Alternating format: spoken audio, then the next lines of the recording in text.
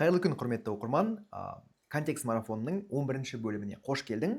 Бүгінгі тақырып қандай екенін көрейік және бұл тақырыптағы контексті бірге талдап, дұрыс жауаптарын іздеп анықтайық. Егер видео ұнап және пайдалы болып жатса, онда бұл және басқа да әлеуметтік желілерге тіркеліп қой және бұл видеоны достарыңа бөліс. Ал біз бастаймыз. Кеттік, бастайық.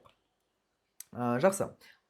Тақырып саяхатшылар. Саяхатшылар тауға серуенге шықты. Олардың әрбір күн сайын қандай биіктікке көтерілгені диаграммада көрсетілген.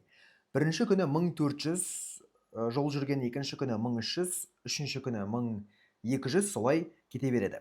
Бұл жерде метр ма, километр ма айтпаған, енді километр емес шығар, олар тауға шықты ғой, метр шығар бәлкім. Енді сұраққа қарайық. Саяхатшылар әрбір күн сайын алдыңғы күнге қарағанда неше метрге кем жүріп отырды дейді. Мына жер бізде тігінен метрмен беріп отыр. Бұл жерде бірінші күні 1400 метр жол жүрді, 1400 метр жол жүрді. Ал екінші күні 1300 метр жол жүрді, Демек, әрбір келесі күн сайын 100 метрге кемітіп жатыр, 100 метрге аз жол жүріп жатыр. Саяхатшылар 6-шы күні қанша жол жүрді дейді.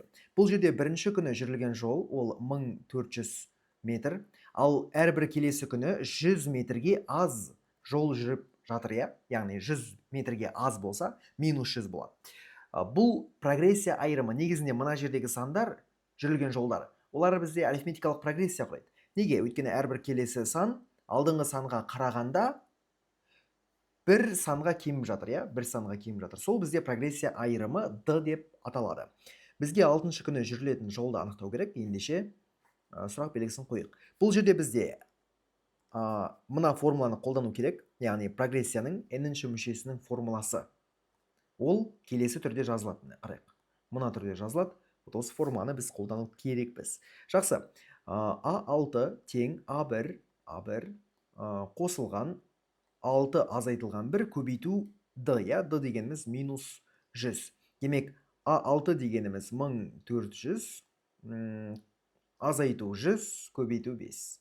1400-ден 500-ді азайтсақ 900 болады. Бұл негізі ешқандай формуласы да есептеуге болады, но негізінде 30-шы күні, 31-ші күні деп сұраса, кішкене, или болмаса 12-ші күні деп сұраса, онда басқаша қиындау болып қалуы мүмкін. Жалпы лучше мен формуланы бере салайын, білмейтін жандар болса өздеріне бекітіп қойсын. Негізі формула білу міндетті емес. Келесі үшінші есеп. Саяхатшылар алғашқы 5 күнде қанша жол жүрді дейді. Бұл бізде уже SN, яғни арифметикалық прогрессияның алғашқы n мүшесінің қосындысын қолданып шығаратын есеп. Алғашқы n мүшесінің қосындысы бізде 2A1 плюс n азайту 1 көбейтілген D бөлу 2 көбейту n деген формуламен жазылады. Осы формуланы бізге қолдану керек. Бізге алғашқы 5 күн болса, онда S 5-ке тең болады. A1 дегеніміз ол бірінші күні 1400 метр жол жүрілді. 5-тен бір азайтсақ 4 болады, D бізде ол минус 100. Осыны 2-ке бөлеміз және 5-ке көбейтеміз. Енді мына 2 мен 2-ні, мына 4 пен 2-ні қысқартсақ, онда осындай сандар болады, 1-ден қысқарта салуға болады. Біз соны жасап өттік. Мұнау бізде минус 200 болады. Осыны 5-ке көбейту керекпіз. 1200-ді 5-ке көбейтсек, бізде 6000 болады. Демек, алғашқы 5 күнде саяхатшылар 6000 метр немесе 6 километр жол жүрді деген сөзді білдіреді. 4-ші есеп. Саяхатшылар 7700 метр биіктікке қанша күн ішінде жетеді деп сұрап отыр. 7700 метр биіктікке. Бірінші күні 1400 метр жол жүреді, екінші күні 1300, одан кейін солай азая береді.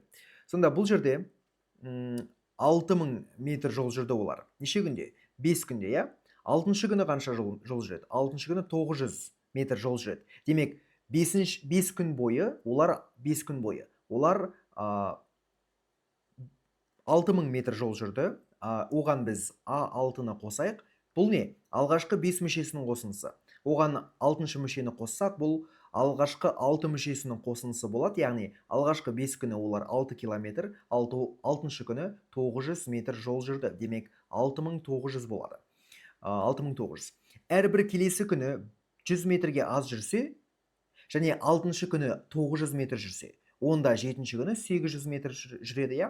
Демек, S7 дегеніміз бұл алғашқы 7 мүшесінің қосындысы.